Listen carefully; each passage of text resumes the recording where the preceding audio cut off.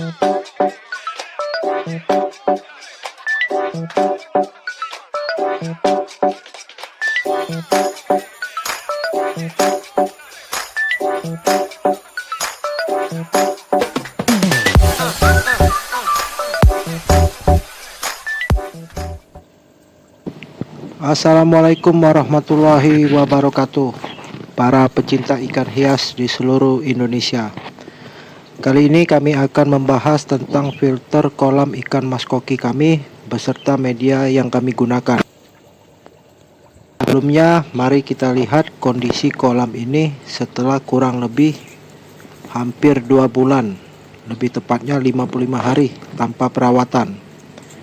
Karena memang kebetulan kami sedang mendapat musibah karena terpapar virus corona dan terpaksa menjalani isolasi yang cukup lama, sekitar 1,5 bulan lebih,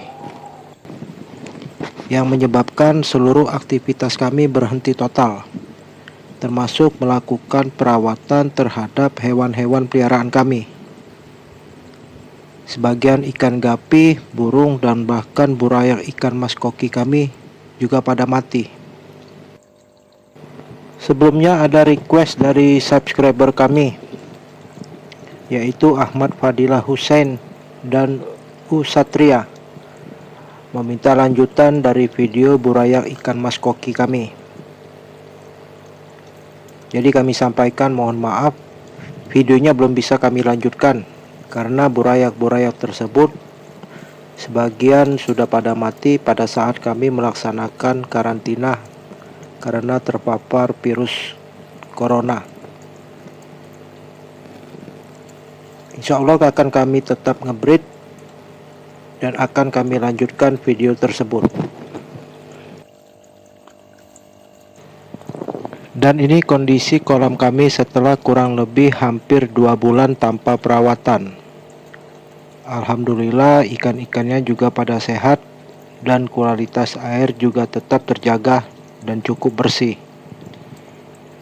Akan tetapi kondisi ini sebenarnya cukup beresiko, karena memang biasanya untuk filter kolam kami ini kami lakukan pembersihan atau pergantian air setidaknya 1 bulan sekali. Sedangkan kondisi saat ini sudah hampir 2 bulan tidak kami lakukan perawatan sama sekali. Dan terlihat di sini juga tidak ada tanda-tanda ikan terserang penyakit, baik itu jamuran ataupun kutu. Ini disebabkan karena filter kami berjalan dengan yang sesuai kami harapkan. Dan selama kami menjalani proses karantina, ikan-ikan ini hanya makan lumut yang ada di dalam kolam tersebut. Lihat di situ, lumut-lumutnya sudah pada habis dimakanin. Biasanya di dinding-dinding tersebut terdapat lumut-lumut yang cukup tebal.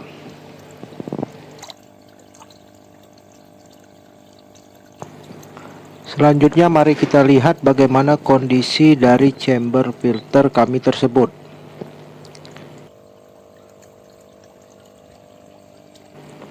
Di sini kami hanya menggunakan 2 ember bekas cat dengan kapasitas 19 liter. Yang satu berfungsi sebagai chamber mekanis dan yang satu sebagai chamber biologis. Bisa kita lihat teman-teman, kondisi dari chamber ini sudah benar-benar kotor sekali.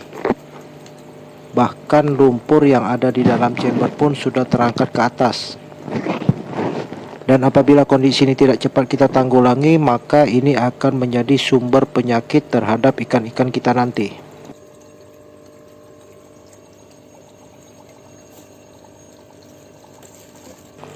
Untuk mempersingkat video, kami akan coba mengangkat dan membersihkan terlebih dahulu media yang kami gunakan terhadap filter kolam ikan mas koki kami tersebut.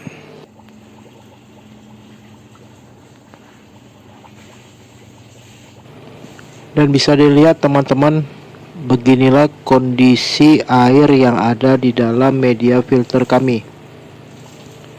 Setelah semua media kami angkat,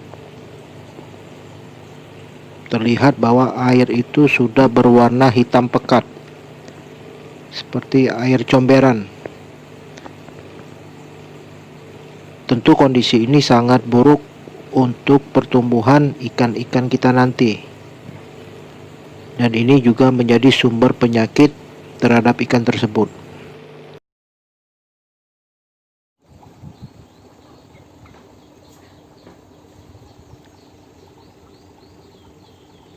Jadi seperti inilah skema filter yang kami gunakan. Jadi di chamber pertama ini kami menggunakan dengan sistem vortex.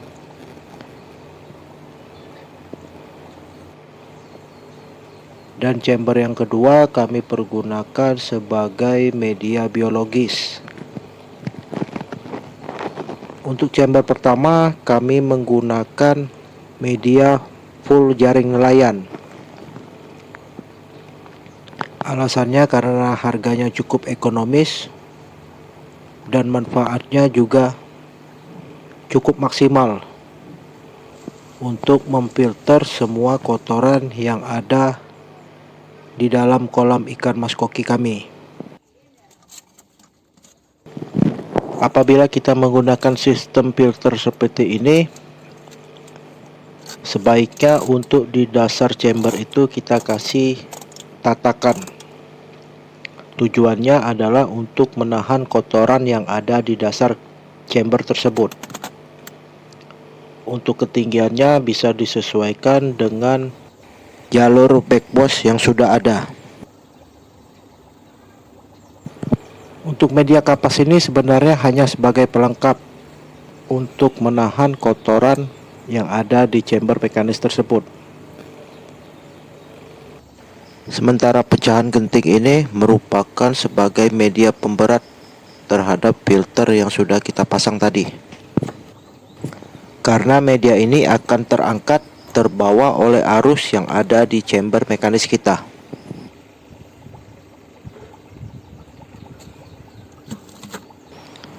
Selanjutnya untuk media biologis kami hanya menggunakan media berupa biobol, batu apung, karang jahe, katnos, larva rock, keramik ring, dan kristal bio. Tapi teman-teman tidak perlu menggunakan media biologi sebanyak ini, karena kebetulan ini merupakan stok media biologis yang kami miliki. Nanti di bagian review akhir video ini kami akan jelaskan pengalaman kami menggunakan filter dengan spesifikasi yang ada saat ini.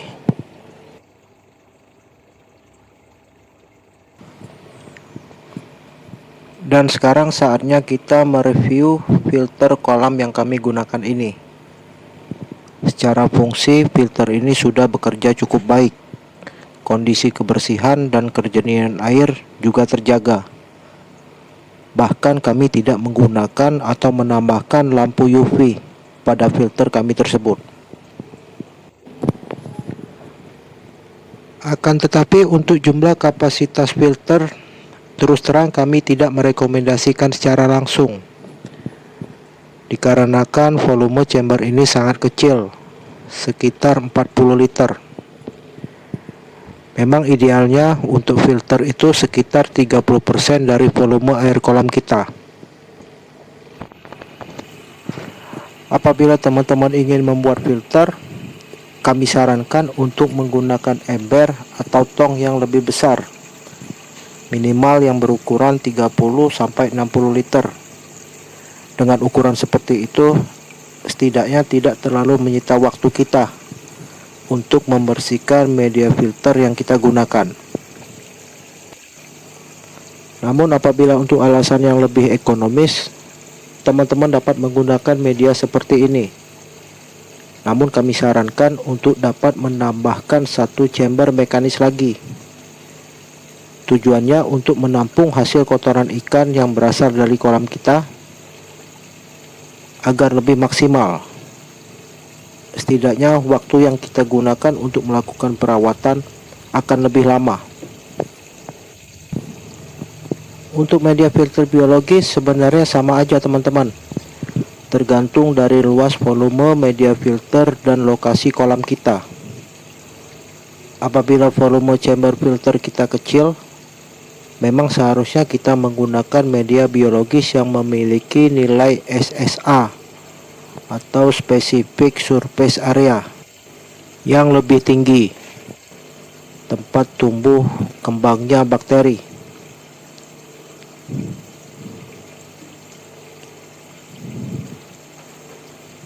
Biasa kita sebut sebagai rumah bakteri.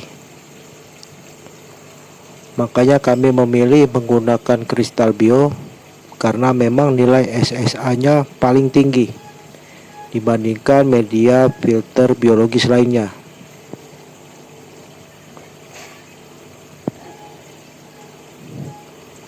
Untuk daftar referensinya, teman-teman bisa lihat dari artikel yang sudah dibuat oleh teman-teman yang lain.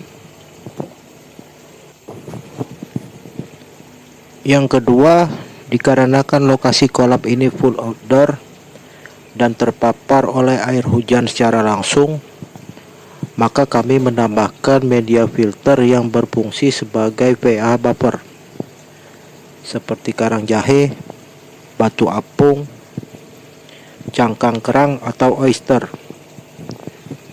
Jadi untuk media filter biologis ini tinggal disesuaikan aja dengan kondisi dan lokasi tempat kolam teman masing-masing. Dan yang terakhir, apabila kita sudah menguras total media biologis kita, ada baiknya kita menambahkan bakteri starter sebagai pengganti dan mempercepat pertumbuhan bakteri yang baru di media filter biologis kita. Cukup sekian video dari kami. Semoga bermanfaat. Apabila teman-teman punya masukan, kritik ataupun saran, silakan tulis di kolom komentar kami. Wassalamualaikum warahmatullahi wabarakatuh.